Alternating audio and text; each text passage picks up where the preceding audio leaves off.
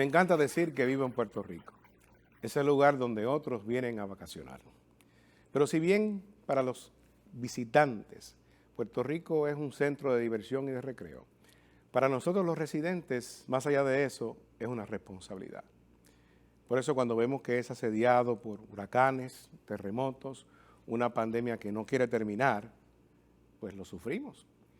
Cuando vemos que en un periodo relativamente corto de tiempo, motivo de una migración, perdemos 600,000 habitantes de Puerto Rico, con todas las implicaciones que eso conlleva, pues lo sentimos. Cuando vemos que se dilata el proceso de reconstrucción de techos, puentes, carreteras, escuelas, lo vivimos. Pero la realidad es que la responsabilidad de que Puerto Rico se convierta y en efecto sea un lugar que ofrezca una buena calidad de vida es compartida. Es una responsabilidad compartida con la ciudadanía, el empresariado, el tercer sector y, por supuesto, el gobierno. Todos tenemos una parte que hacer en este proceso.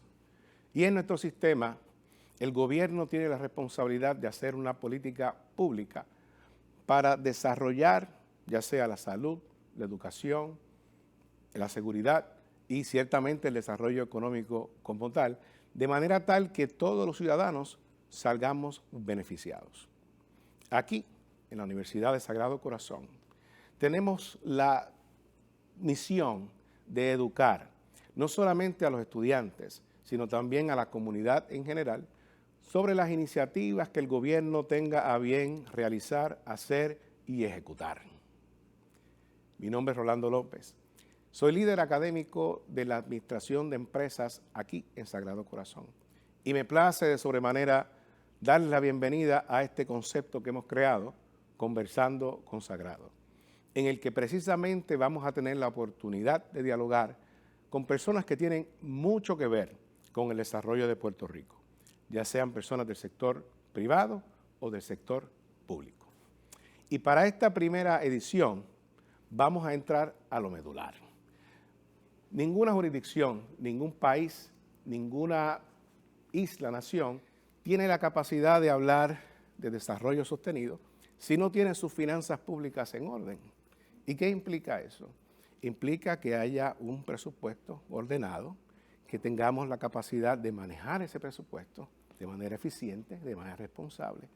Y también implica que tengamos un sistema para generar los ingresos de manera justa, clara, equitativa, que logre fomentar las actividades que queremos fomentar, que disuada de las actividades que no queremos tener y que a la misma vez pues, cumpla obviamente con el requisito que los economistas llaman suficiencia, que genere los suficientes ingresos para evitar cosas que en el pasado han ocurrido con respecto a la deuda de Puerto Rico. Para eso tenemos con nosotros un invitado especial, nada más y nada menos que la persona que ha estado a cargo de la agencia que administra los ingresos de Puerto Rico por los últimos años. Por supuesto me refiero al secretario de Hacienda y hoy conversamos y le damos la bienvenida al CPA Francisco Párez Alicea. Gracias por la invitación. Realmente muy entusiasmado de estar aquí con todos ustedes y puestos para hablar de las finanzas públicas. Pues siéntese, secretario.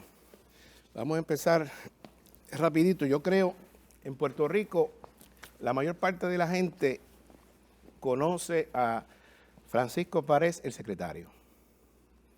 Usted se deja ver bastante en las redes, en la televisión, en los medios en general, y la gente lo conoce, pero Francisco Párez es la persona. Algunos lo han seguido, otros no. A mí me gustaría comenzar, secretario, con todos nosotros tenemos aspiraciones cuando somos pequeños y quizás no tengamos que ir tan atrás, ¿verdad?, con sus primeros años. Pero, digamos, cuando usted estaba en la escuela superior, ¿cuáles eran sus aspiraciones realmente en ese momento? Bueno, yo crecí particularmente en esa parte de escuela superior con la crisis económica y financiera en Puerto Rico. Se habla del año 2006 como ese año donde las métricas económicas en Puerto Rico pues ya reflejaban lo que fue ocurriendo en los años posteriores, así que para mí es como casi intuitivo cuando se habla de crisis económica y financiera, pues básicamente eran los retos y lo que se escuchaba en mi escuela superior. Yo recuerdo hablar mucho con mi familia del asunto de presupuesto, el asunto de Hacienda, cosas que van poco a poco como influyendo en la toma de decisiones a lo que quiero dedicar mi vida. Y recuerdo, como mis papás eran servidores públicos, recuerdo un talent show en cuarto año donde se colocaron a los estudiantes ¿verdad? En la tarima, hablar de lo que queríamos ser ya en cuarto año, y se me preguntó que qué yo iba a estudiar y qué quería hacer, y dije que quería ser contador público autorizado para ayudar a cuadrar el presupuesto de Puerto Rico. ¿A qué edad era eso? Yo tenía 17 años en 17 años, estaba pensando ser CPA. En ese momento, y mira, no fui director de OGP, pero fui secretario de Hacienda y secretario auxiliar de Rentas Internas. La vida, yo creo que uno nace con un propósito, y yo creo que yo tenía una cita con el destino, con el servicio público que ha transformado mi vida. Y estudió entonces contabilidad aquí, en Puerto Rico. Estudié contabilidad, sí, en la Universidad de Puerto Rico, en el recinto de Río Piedras. Posteriormente, ¿verdad? Me gradúo y decido perseguir el examen de CPA. Ya trabajando en la firma Deloitte, logro sacar la licencia de CPA, y posteriormente estudié una maestría en la ciencia de la tributación de la Universidad de Northeastern en Boston, en el departamento de taxes de Deloitte. Pues logré ser gerente, creo que fue como a los 27 años aproximadamente, y ahí Raúl Maldonado, quien posteriormente fue designado como secretario de Hacienda, me recluta para ser secretario auxiliar de Rentas Internas, y ahí es donde comienza mi travesía como funcionario de gobierno. Quiero ir atrás un poco a esa experiencia de trabajo en una de estas grandes cuatro de contabilidad que es Deloitte.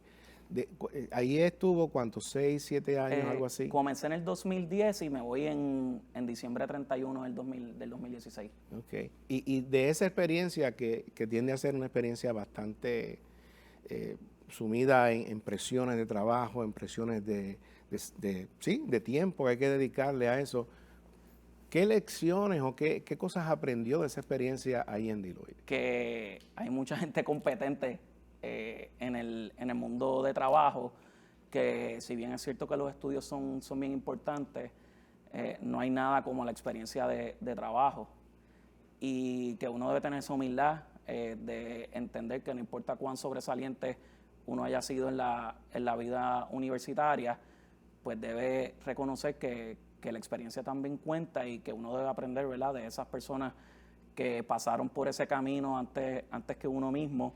Y en el caso de la firma Deloitte, pues eran muchas personas bien competitivas y bien competentes. Y pues para mí influyó mucho pues ver tanta gente tan inteligente que dedicaban tantas horas de esfuerzo, ¿verdad?, con un propósito que era servirle a los clientes, en nuestro caso, ¿verdad?, en el departamento de contribuciones. Y definitivamente pues eso impactó mi vida, y básicamente me puso en posición de querer aspirar a progresar dentro de la firma. Yo, cuando pasé ese primer año trabajando allá en Deloitte, pues pensé que debía perseguir una carrera a largo plazo en la firma. Yo creo que pues la vida da vuelta, y ya van 6 años que ya no soy miembro de una firma o parte de una firma, pero definitivamente sentaron las bases. Y ni hablar, ¿verdad?, de que cuando estudiaba en el bachillerato, pues siempre se hablaban de estas 4 firmas. Yo recuerdo cuando me graduó de la universidad, que me gradué con un buen promedio, que ninguna de las 4 firmas me reclutó inicialmente. Y pues para mí fue esa primera derrota. Poco frustrante. Sí, porque uno dice, estudié, en aquel momento tenía 3.83 de promedio, ya tenía una experiencia laboral limitada, pero la tenía en el campo, y cuando pasé las entrevistas con las 4 firmas, pues ninguna me escogió en ese momento. Ahí una firma más pequeña me escoge, donde laboro en la banca, en reportes regulatorios, y siempre me quedé con esa ¿cómo decir? La espinita de no haber sido reclutado, y yo creo que eso fue gasolina. Una vez logré que se me reclutara, pues definitivamente quería hacer quedar mal a todos los socios que no me habían reclutado. Usted mencionó hace poco que cómo llegó Raúl Maldonado, el secretario pasado, pero me parece que hubo unos eventos anteriores a ese para entonces darse los encuentros con Raúl Maldonado, un encuentro casual que hubo con una figura importante luego de la política puertorriqueña. ¿Cómo fue eso? Sí, bueno, y aquí, si me dicen qué consejo yo le puedo dar a los más jóvenes, nunca subestimen el poder de conocer personas, nunca rechacen esa oportunidad de conocer más personas. En mi caso, cuando se dan los eventos de las elecciones del 2012, yo quería pues estar un poco más activo en cuanto a lo que eran los factores ideológicos míos, y decido leer el libro del doctor Ricardo Rosselló, donde básicamente él presenta ciertas inquietudes que a mí me dieron mucha curiosidad. Las leí su libro y decido ir a una biblioteca donde él iba a presentar su libro, a una librería, aquí en Santurce.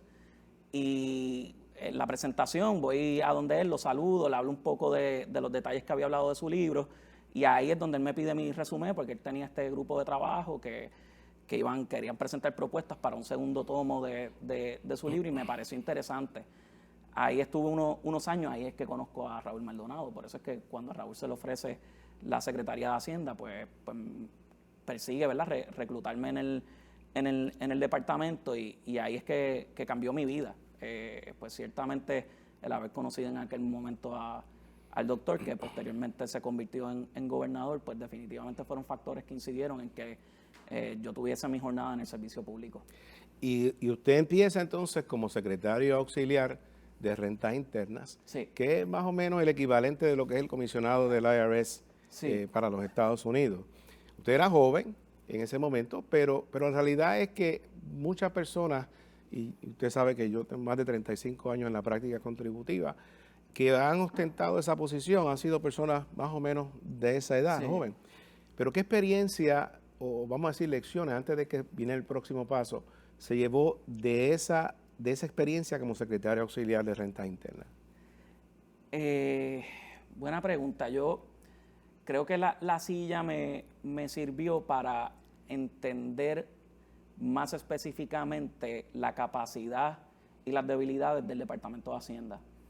Es una silla que distinto a cuando se funge como secretario de Hacienda, pues te obliga a estar más envuelto en los procesos de cómo se recauda, en este caso, ¿verdad?, la Secretaría Auxiliar de Rentas Internas, y cómo las otras áreas pues afectan de alguna manera una de las principales funciones del departamento, que es la recaudación de impuestos. Y de igual manera nosotros estábamos en una aventura, por llamarla de alguna manera, de la digitalización de los servicios de recaudos de impuestos, que es esta famosa plataforma Suri, y me sirvió a entender un poco más y a mayor plenitud cuál era el potencial del Departamento de Hacienda. Obviamente interactuar con las personas, interactuar con los empleados de carrera del departamento, pues te da mucha madurez. Y una cosa que yo creo que es importante que los funcionarios entiendan a la hora de decidir convertirse en funcionarios, y es que distinto al sector privado, en el sector privado es más encarrilado al objetivo. Tenemos un objetivo como institución privada y vamos a lograrlo de X o Y manera. Y es importante lograr el objetivo, pero no es tan importante el cómo. Tiene un peso en la fórmula un poco menos importante que la mera obtención del objetivo. En el sector público, yo creo que es bastante equilibrado la importancia del objetivo como el cómo. Les voy a dar un ejemplo. Las compras de las pruebas de Apex. El objetivo era salvar personas. El objetivo definitivamente era tratar de conseguir pruebas. El proceso tuvo unos fallos, definitivamente, en el proceso, y algunas personas pues se vieron afectadas incluso profesionalmente por el objetivo de lograr adquirir pruebas. Para que vean, ¿verdad?, un ejemplo de la intención que era claramente comprar pruebas de parte de los funcionarios, gran parte de los funcionarios de gobierno en ese momento, pero en el cómo se falla de una manera o tal vez se hace de determinada manera que como quiera, a pesar de que la intención, por lo menos de los funcionarios del Departamento de Hacienda, era facilitar la compra de pruebas, pues termina siendo violando la confianza de alguna manera que las personas podían tener en su gobierno. Y esas lecciones yo las fui aprendiendo en la Secretaría Auxiliar de Rentas Internas, que el cómo es tan importante como el resultado, y que definitivamente se debe velar por esa rigurosidad que hay gente que le llama burocracia. Yo creo que la burocracia muchas veces es necesaria y que no se puede bypassear, y perdonen el anglicismo, la burocracia por bypassearla, porque lo que está en juego es la confianza de la gente en su gobierno. Y eso es algo que solo se aprende estando en las filas del gobierno, y mi llamado y mi invitación a todas las personas que aspiren a tener una posición en el servicio público es que velen por el objetivo, pero también por el cómo. Excelente lección, que de seguro le ha servido en su función como secretario como tal.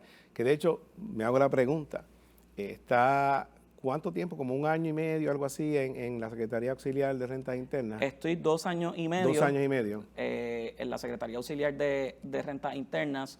Y entonces luego, por las cosas de la vida, se abre la silla, por los detalles que sean, de secretario de Hacienda. Sí. Usted era secretario auxiliar. Cuando eso ocurre, ¿qué piensa usted? ¿Me van a traer otro jefe? ¿Qué va a pasar con esto? ¿Qué pasa por su mente en ese momento? En ese momento, cuando se presenta la vacante, el secretario de la Gobernación en ese entonces me llama para decirme que se me iba a designar como secretario interino, y que en esta ocasión, pues ya yo había sido secretario interino en otra ocasión anterior, que en esta ocasión iban a perseguir que se me hiciera ya en funciones. Así que a pesar de todos los ruidos que se escuchaban en los medios de comunicación sobre mi designación como interino, yo sabía que era cuestión de tiempo que ya se hiciera el anuncio oficialmente sobre mi designación en propiedad, y obviamente pues pasar por el escrutinio de la confirmación del Senado, que tengo que decir que fue bastante rápido. Gracias a Dios, ¿verdad? En aquel entonces el presidente del Senado lo vio, consideró mi nombramiento en una sesión extraordinaria, y se me confirmó en un espacio de 2 semanas desde mi designación como interino, una semana posterior mi designación en función ya oficial en propiedad, y la confirmación un 8 de julio. Y usted seguía teniendo esa juventud. Para esa silla de secretario de Hacienda, que yo creo que sabemos que es el secretario, ¿verdad?, más joven que ha habido en la historia de Puerto Rico, eso ha tenido que haber tenido, perdón la redundancia, unos retos a la hora de administrar una agencia de personas que tenían mucha edad y mucha experiencia. ¿Cómo usted lidió con eso? Nosotros sabíamos que íbamos a lograr algo grande por la profundidad que habíamos logrado obtener en el proceso. También las personas tienden a ignorar un poco lo importante que es el equipo de trabajo, y se concentran en la figura, pero yo sabía que teníamos un buen equipo de trabajo. Lo que necesitábamos era la oportunidad y el tiempo para poder implementar las medidas que nosotros entendíamos que eran necesarias para perfeccionar los servicios del Departamento de Hacienda. Es un poco raro, ¿verdad? Porque cuando a mí se me designa, pues yo creo que era fácilmente 99-1 las personas que no veían con buenos ojos mi designación como secretario, por el factor de la juventud. En ese entonces, la cantidad de insultos que recibí en el proceso fue bastante alarmante emocionalmente, porque yo sentía que yo lo único que hice fue prepararme para ser el mejor servidor público que podía ser. Desde que estudié en la universidad, en el trabajo en la firma en Deloitte, siempre di mi mayor esfuerzo en la maestría, cuando hice la maestría, cuando saqué el CPA, en mi tiempo en la Secretaría Auxiliar de Rentas Internas, yo di mi mayor esfuerzo, cosas que tal vez las personas de afuera pues no ven. Sí. piensan que Pero uno... puede entender que la persona tenga una reacción por la edad, solamente tomando como referencia a los secretarios del pasado. Sí. Pero usted hizo algo para suplir esa necesidad, si se le puede decir así, de experiencia. Sí, pedí el asesoramiento de lo que para mí es el mejor secretario de Hacienda que ha tenido Puerto Rico. Definitivamente, don Manuel Díaz Saldaña, lo conozco desde el 2017. Para mí, don Manuel Díaz Saldaña, él no camina, él levita.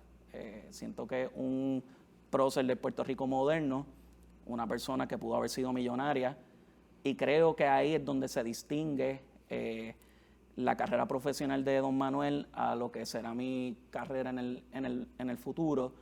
Don Manuel renuncia, él era un contador público autorizado muy exitoso y decide ser secretario de Hacienda bajo Pedro Rosselló en los 90 y posteriormente acepta la oferta de ser Contralor de Puerto Rico y ahí estuvo 13 años.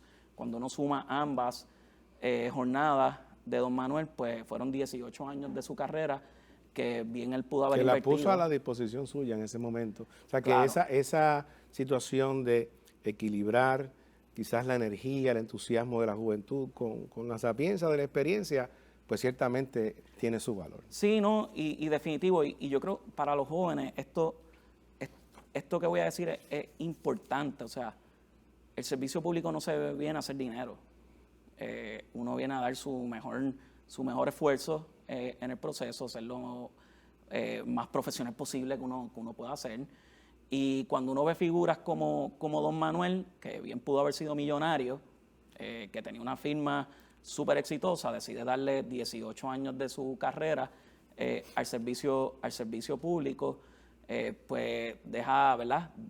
Dice mucho. Una persona que puso a su familia, eso me da, ¿verdad? Mucha curiosidad y gran admiración por él, porque en mi caso, pues yo sé que yo llevo más tiempo en el departamento de lo que me queda, con toda probabilidad. Yo llevo 6 años. Yo no creo que sea razonable pedirme 6 años más cuando hay tantas cosas fuera de mi alcance en el proceso y además que, ¿verdad? Tengo otras curiosidades que eventualmente quisiera explorar también como una persona, como un profesional joven, y ahí es donde yo creo que se distingue la carrera de él de la mía y por lo cual yo siento que jamás le voy a llegar a los tobillos porque... Bien.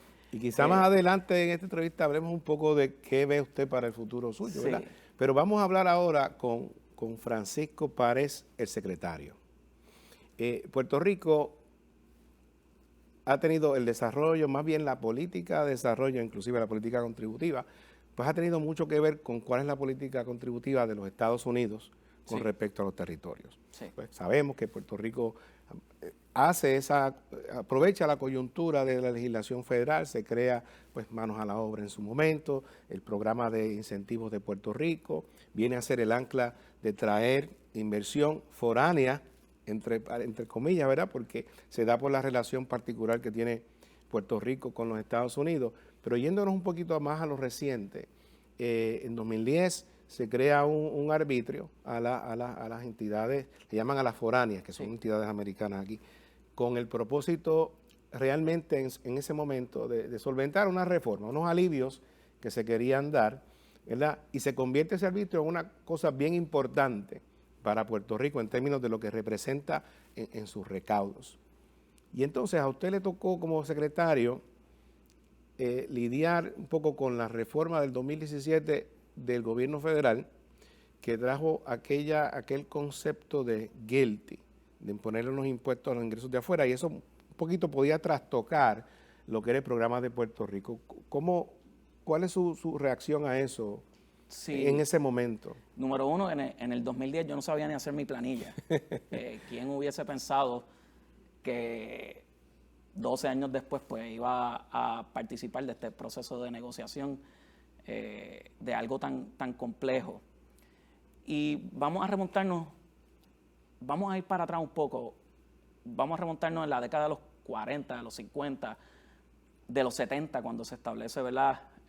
La 936, Puerto Rico, y yo creo que es parte, ¿verdad? Y por eso convierte un poco limitada la conversación sobre las finanzas del gobierno, porque es que en esencia la situación política y económica de Puerto Rico, no todo incide en el cuerpo político de los puertorriqueños, ni tampoco los puertorriqueños deciden sobre figuras electas que tienen poder decisional en Puerto Rico en muchos aspectos. Por dar un ejemplo, Puerto Rico no vota por el presidente, que tiene una repercusión amplia en lo que son las tasas de interés, políticas monetarias, con la designación de su secretario del Tesoro. De igual manera, no tiene voto en la Asamblea Legislativa ya a nivel federal, cuerpo que puede presentar grandes repercusiones a nivel económico y político de Puerto Rico, y eso limita a la clase política de Puerto Rico a ciertas estrategias de cómo incentivar X o Y actividad, y por eso es que yo veo que Puerto Rico, casi todas sus políticas de desarrollo económico terminan apuntando a donde tienen cierto grado de autonomía, que es las leyes impositivas de Puerto Rico. Y por eso ven el Tax Expenditure Report, ese informe de gastos tributarios que el gobierno de Puerto Rico publica de tiempo en tiempo, con una gama de desviaciones tributarias que yo creo que responden principalmente a que esa es verdaderamente la única herramienta autónoma que tiene el gobierno de Puerto Rico. Y ahí es donde hay una verdadera génesis. No se puede tener una discusión económica en Puerto Rico sin tomar en consideración cuáles son esos limitantes sociales, políticos y económicos de nuestra relación con los Estados Unidos. A la luz de eso, cuando se crea la 936, pues una estrategia hilvanada por un Congreso federal, aprobada y refrendada por un presidente, que termina cambiando, yo creo que la vida de todos los puertorriqueños que estuvieron en la década de los 70 y que nacieron posterior a los 70, que era un Puerto Rico persiguiendo una gran actividad económica a través de la industria de la manufactura en Puerto Rico.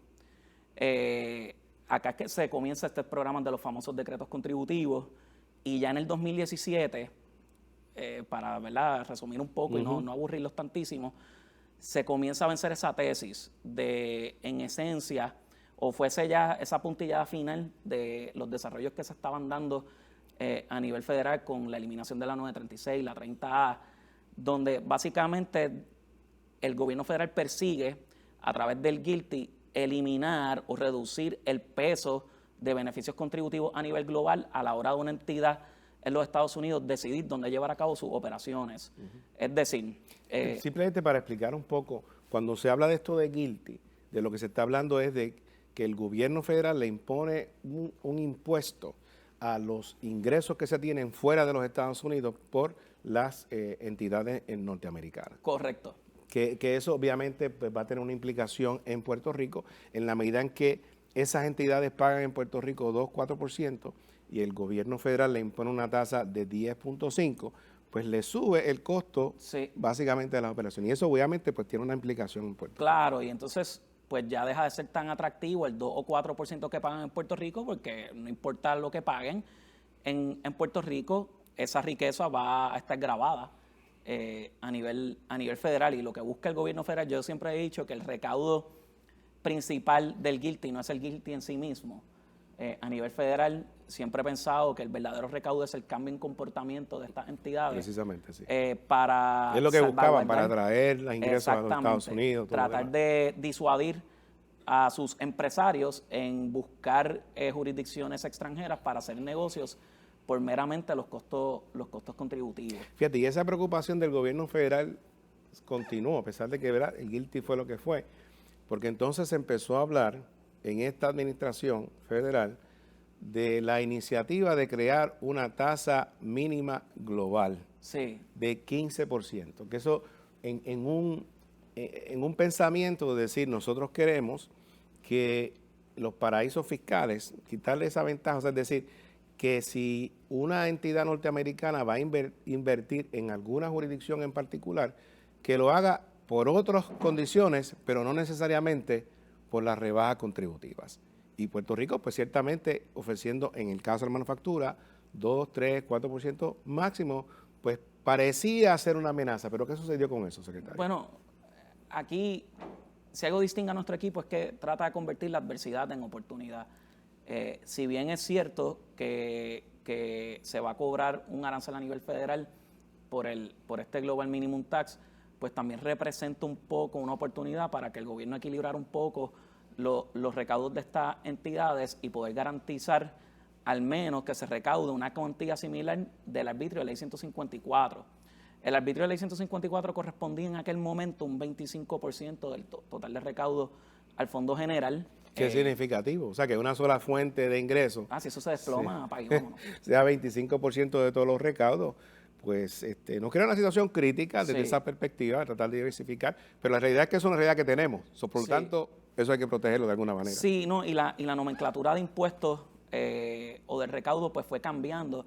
Los individuos han comenzado a aportar más porque hay más personas trabajando, las corporaciones están generando mayores riquezas, las corporaciones regulares pues están aportando un poco más y se dio el terreno fértil en adición a la visión de política pública del presidente Biden y de lo que se están moviendo las potencias a nivel mundial, que es tratar de equilibrar un poco la conversación contributiva a nivel global, pues nos da a nosotros la oportunidad de poder tener esta conversación con el Tesoro e integrarnos en esas políticas globales, aumentando la tasa de contribución sobre ingresos de la entidad que hace negocios en Puerto Rico y eliminando ese arbitrio que era cuestionable en su naturaleza por la forma en que interactuaba o que el gobierno de Puerto Rico pretendía que interactuara con las responsabilidades contributivas a nivel federal. Sí, porque lo que sucedía era que entonces, cuando estaba ese arbitrio, eso que pagaban las entidades de Estados Unidos aquí, lo acreditaban en los Estados Unidos. Luego el IRS dice, pues yo creo que para poder acreditarlo tienen que tener una sustancia y si son entidades que no están en Puerto Rico, no va a ser acreditable llegar ahí. Hay que, y es lo que usted se refiere, que entonces han ido, que en efecto se legisló la susodicha ley 52 en verano pasado para convertir entonces eso de un arbitrio a la entidad foránea a un impuesto a la entidad que está haciendo negocios en Puerto Rico, de manera que entonces no exista esa limitación de acreditación. Y en el proceso quizás se cobre más, se cobre menos, se cobre igual. ¿Cuál es la expectativa con eso? Yo creo que se va a cobrar bastante similar, pero distinto al arbitrio, pues no hay un tope. El arbitrio, pues, una vez uno llegaba a 350 millones de pago, pues básicamente no venía obligado a continuar pagando ese arbitrio. Habían entidades que en el mes de septiembre y octubre, pues, ya habían cumplido con la cuota y no contribuían más. Ya cuando emigra una contribución sobre ingresos, este año puede ser que acabemos un poco más bajito que la totalidad que se recaudaba en el pasado, pero yo creo que es un asunto de timing, porque los primeros meses del año natural del arbitrio pues suelen ser los más sobresalientes porque todos están contribuyendo, pero en la medida en que va pasando el año natural, que lo que se esperaba de estas entidades que llegaban al tope, pues se deja de recibir y continuamos recibiendo la contribución sobre ingresos, de alguna manera equilibre. Lo importante es que nosotros entendíamos que solo 3 entidades iban a migrar a la contribución sobre ingresos, migraron 21, que es un compromiso de continuar haciendo negocios en Puerto Rico y que se rescataron decenas o se protegieron decenas de miles de empleos en Puerto Rico. Y son compromisos de 15 años, por lo menos. De 15 años definitivamente, y lo que hemos estado viendo pues es bastante positivo al momento. No quiero cantar victoria, solo son 2 meses de recaudo lo que hemos visto al momento,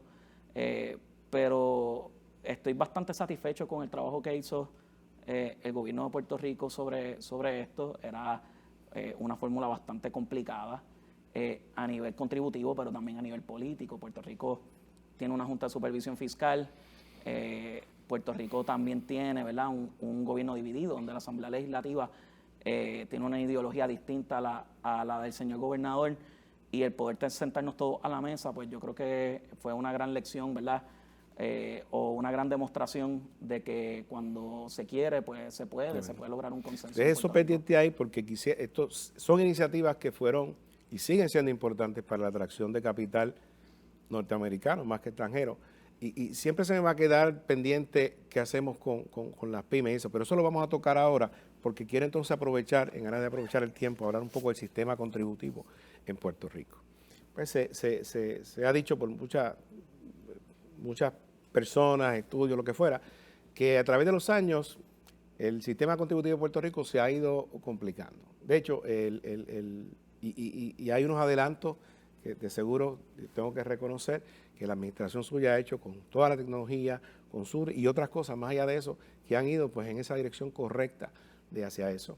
Pero el mismo gobernador identificó un poco la complejidad de esto y buscando mejores soluciones, mejorar el sistema, crea entonces aquella orden ejecutiva para crear un grupo asesor que tuve el honor y privilegio de ser parte y compartir con el secretario unos meses un poco intensos en ese proceso, que rinde su informe y luego de eso, pues entonces vinieron, ¿verdad?, unas propuestas que se están dando. Háblenos un poco de eso. Bueno, yo creo como toda reforma, o sea, cuando se habla del sistema educativo, hay que cambiar el sistema educativo, la gente sabe que toma tiempo. Cuando se habla de reformar el sistema de salud, las personas saben que son cambios estructurales que toman tiempo poder implementar. De igual manera, se le debe dar al espacio a reformas contributivas. Yo creo que no es accesible ni razonable pretender que una sola pieza legislativa resuelva todos los issues contributivos o inequidades que puede tener el sistema contributivo de una. Pienso que el gobierno debe establecer un radio de acción, un mapa de ruta, y que dependiendo cómo se va dando esa gobernanza, se pueden ir presentando distintos cambios que vayan en camino a lograr ese objetivo final. Yo lo veo como rebajar, perder peso. Uno no va a perder peso el primer día que hace dieta. Uno va perdiendo peso con una dieta, ejercicio y sobre todo disciplina en el proceso. Y lo mismo ocurre con el sistema impositivo de Puerto Rico. Se tiene que tener una responsabilidad financiera de qué ocurre con esos dineros que llegan a las arcas. Se debe ser lo más eficiente posible en la erogación de fondos públicos. Se debe crear un ecosistema financiero que ayude al gobierno de Puerto Rico a ser lo más transparente posible sobre el manejo de las finanzas y paralelamente premiar al pueblo de Puerto Rico por esa responsabilidad que se va dando a nivel de egresos. Yo creo que mucho de esto se ha dado en los pasados 6 años. Se le adjudica, ¿verdad?, a la implementación de promesas y a la Junta de Supervisión Fiscal. Yo creo que las políticas de gobernanza se implementan y que tú no puedes legislar lo que sea o establecer lo que sea en una presentación de PowerPoint, pero la verdadera esencia se encuentra en la ejecución de las distintas ideas y que el gobierno ha dado poco a poco unos pasos en la dirección correcta y que ya estamos en una posición que podemos dar ese primer paso. ¿Qué quiere lograr el gobernador? Pues que las tasas marginales a nivel de contributivo pues sean lo más similar a lo que se ve tanto en Estados Unidos como en el mundo. Y es bastante consistente con lo que el Departamento de Hacienda ha refrendado en años anteriores. Por dar un ejemplo, en el 2015, el Departamento de Hacienda refrendó una propuesta que venía cargada con el IVA de que las corporaciones pagaran 30%. Ahora se critica que el gobernador quiere llegar al 33% para todas las entidades, de cómo eso afecta a las personas que generan más ingresos en Puerto Rico, pero por otra parte es que ha sido la posición consistente del Departamento de Hacienda y los secretarios de Hacienda en aquella época lo refrendaban. O sea, parte del reto es nivelar la competitividad de nosotros, de nuestro sistema, que es caro. Sí. O sea, ahí Puerto Rico, en esos estudios que le hicieron a ustedes recientemente, Puerto Rico está entre las jurisdicciones más caras del mundo. Puerto Rico es la segunda más cara a nivel global en términos corporativos. Y sabemos que al día de hoy, pues obviamente eso deja un dinero. Y parte de las preocupaciones que algunas personas han mostrado es, si bajamos esto, ¿de dónde vamos a sacar entonces el dinero? Si vamos a darnos rebajas. No sé si eso es algo que ha resonado en su oído. Sí, y es que hoy Puerto Rico está en posición de sobrantes. Eso es lo que está ocurriendo hoy. Y por eso el gobernador hace este llamado de recalibrar el sistema contributivo. Puedo entender posiciones o preocupaciones a mediano y largo plazo. Siento que se corrigen o se mitigan esas preocupaciones si dotaran al Departamento de Hacienda con recursos de cara al futuro, puedan de alguna manera reducir esa potencial brecha que pueda haber a nivel de recaudos. Pero a corto plazo, sin lugar a dudas, en los próximos 5 años, Puerto Rico va a superar, sus ingresos van a superar sus compromisos presupuestarios por cantidades significativas, y que esto nos da el espacio a nosotros de poder ir recalibrando el sistema contributivo en Puerto Rico. Obviamente, de hecho, yo creo, secretario, perdón la interrupción, que quizás tengamos una gráfica de un poco de la propuesta. Y antes de que la ponga, si es que está disponible, hay unos elementos que como parte de la preparación de este conversatorio me decían, hay unos datos que son importantes con respecto a los individuos, ¿verdad? Los individuos, hay unas estadísticas, 70% de los individuos son asalariados, que el 90% de recaudos se da en menos del 20% de los contribuyentes, hay una cantidad grande de contribuyentes que están en el sistema para solicitar básicamente los créditos. Sí. Obviamente eso tiene una serie de mensajes. Sí. Hay una desigualdad grande en el país. Sí. Tenemos que atacar la pobreza, tenemos que buscar mejorar las condiciones de que la gente progrese vía la educación, vía lo que sea.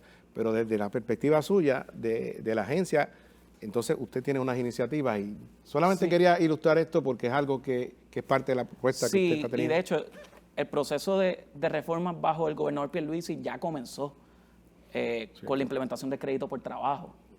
Que se logra implementar un crédito por trabajo donde las personas que generan $41,500 o menos pudiesen beneficiarse de un crédito que puede ascender hasta $6,500, un poco más con el ajuste a inflación que lleva este programa. En este programa se distribuyen $1,000 millones en créditos reintegrables a la ciudadanía. ¿Qué significa esto? Que los participantes hasta pueden recibir un cheque del Departamento de Hacienda a pesar de no haber contribuido al sistema de contribución sobre ingresos. Uno puede tener, de hecho, en términos agregados, estas familias contribuyen $270 millones en contribución sobre ingresos y reciben para atrás 1.100 millones. Así que en esencia, por cada dólar que contribuyen en sistema agregado, reciben 4 para atrás. Así que es tremendo negocio para este sector de la población. Y creo que cualquier discusión sobre esos umbrales de ingresos se debe utilizar la erogación de fondos hoy que se genera a través del crédito por trabajo. Ya a los escalafones, ¿verdad?, de contribución sobre ingresos a familias, ¿verdad?, que generan más ingresos, ya tiene que haber una corrección en los umbrales y también en la tasa marginal. La tasa marginal de individuos, y para explicarle, la tasa marginal es la tasa más alta a nivel de contribución sobre ingresos. Puerto Rico está 5% por encima del promedio global. El gobernador lo que persigue es tratar, ¿verdad?, de reducir esa brecha, no corregirla en su totalidad porque todavía no estamos ahí, pero por lo menos comenzar ya ese camino a tener un sistema un poco más adaptado a lo que son los costos a nivel global. Y en esencia, en individuos, lo que estamos diciendo, estamos abiertos a recalibrar el crédito por trabajo.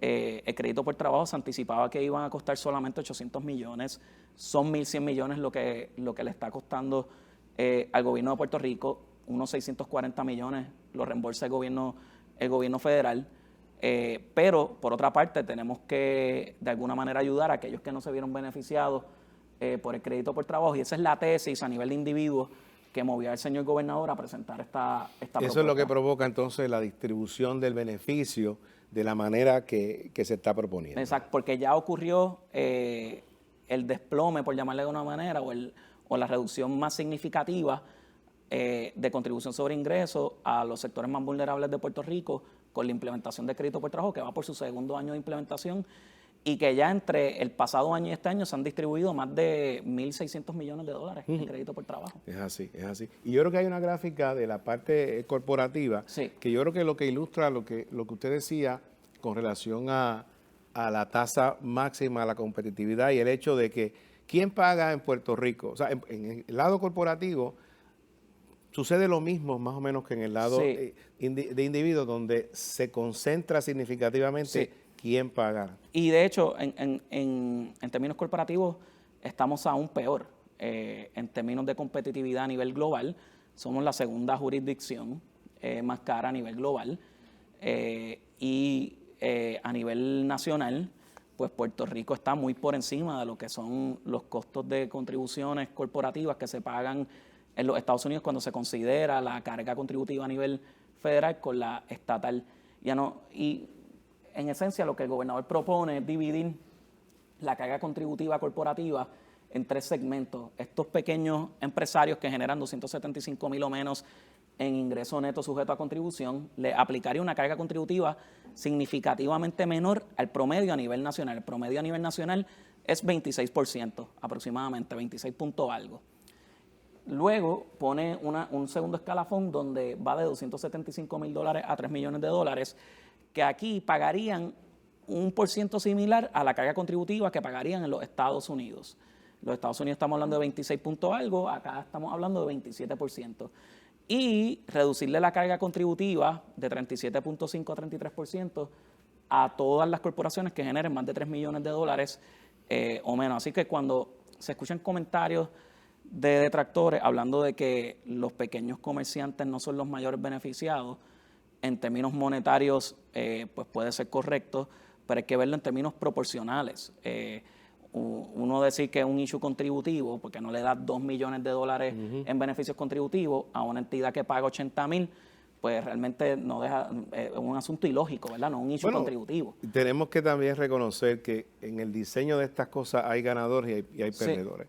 Sí. Y hay los que se aprovechan, en el sentido de que son, digamos, contribuyentes que no son el target, que no son el blanco del beneficio, pero resultaron beneficiados porque así sucedió en aras de ser competitivos con una población más alta de corporaciones. Sí, no, y cuando uno compara esto con el 2015, es bastante similar a nivel corporativo. A nivel corporativo se presentaba una propuesta de 30% de tasa marginal, y era la única tasa. Lo que se pretendía, se iba a subsidiar con el aumento en el impuesto al consumo, que era el IVA. Así que en ese sentido, a pesar de que nosotros nos desviamos de esa conversación de aumentar el impuesto al consumo, sí busca una reducción similar en términos globales a nivel corporativo, y nos alegra mucho, ¿verdad?, que el gobernador haya presentado una propuesta corporativa que sea consistente a lo que el Departamento de Hacienda ha refrendado en memoriales a la Asamblea Legislativa por más de 10 años. Así que obviamente estamos abiertos, ¿verdad?, al proceso legislativo. Hay que darle total deferencia a los legisladores de Puerto Rico que consideren esta propuesta, pero del saque veo que hay grandes similitudes en términos corporativos de lo que se refrendó en el 2015, lo que refrendó el secretario de Hacienda en ese entonces, en comparación con el modelo a nivel corporativo que se presenta hoy. Es así, es así. Esto es un tema que usted sabe que me apasiona y yo sé que a usted también, y podríamos estar hablando largo y tendido sobre él, pero en aras de aprovechar su tiempo y los compromisos, quisiera una reflexión de usted ahora sobre cuando ocurre issues de interés general, particularmente de asuntos económicos. Vemos que, como algunos le llaman, los colmilludos, las partes interesadas, son las que copan mucho la discusión. Quizás aparte saco al Colegio de Contadores, que es objetivo en esa discusión. Lo que me gustaría sobre usted, es ver qué piensa de la participación que la academia puede tener en la discusión pública de estos asuntos. Definitivamente yo creo que sofistica el debate. La academia, cuando se integra en estos temas, pues obliga tanto a los jefes de agencias como al cuerpo político a prepararnos mejor para poder defender nuestras posturas de política pública, también a asesorarnos. Un elemento que yo he estado evaluando es las reformas dentro del Departamento de Hacienda. Yo colaboro muy estrechamente con la Facultad de Administración de Empresas, en este caso, ¿verdad?, de la Universidad de Puerto Rico, puesto a que el gobierno de Puerto Rico envía más de $500 millones en fondos a ese sistema universitario.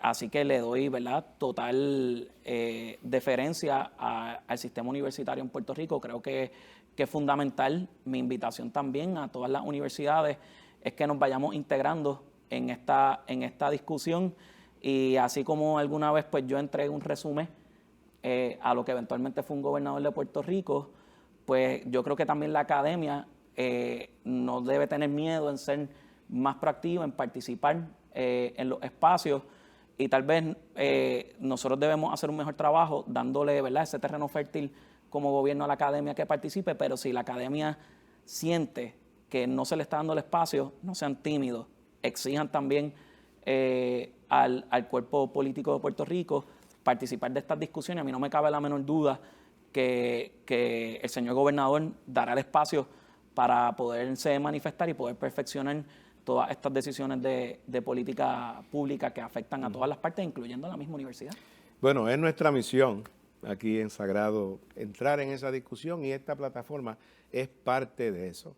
Señor secretario, estamos muy agradecidos porque haya usted sacado su tiempo, estado con nosotros esta mañana y compartir esas perspectivas, ese conocimiento y esa visión que tiene usted no solamente del sistema, del país, de la educación y del futuro que depara a nuestra juventud, que se prepara para enfrentarlo con entusiasmo y con gallardía.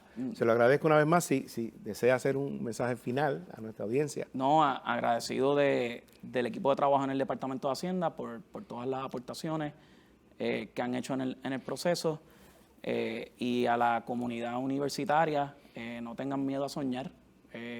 Tal vez no sepamos exactamente cuál es nuestro sueño, pero nunca olviden el tamaño, y el tamaño tiene que ser grande. Sean ambiciosos en lo que sueñan. Puerto Rico necesita más empresarios, más funcionarios y personas, ¿verdad?, que sientan amor por la isla y que en sus distintos roles pues aporten a Puerto Rico.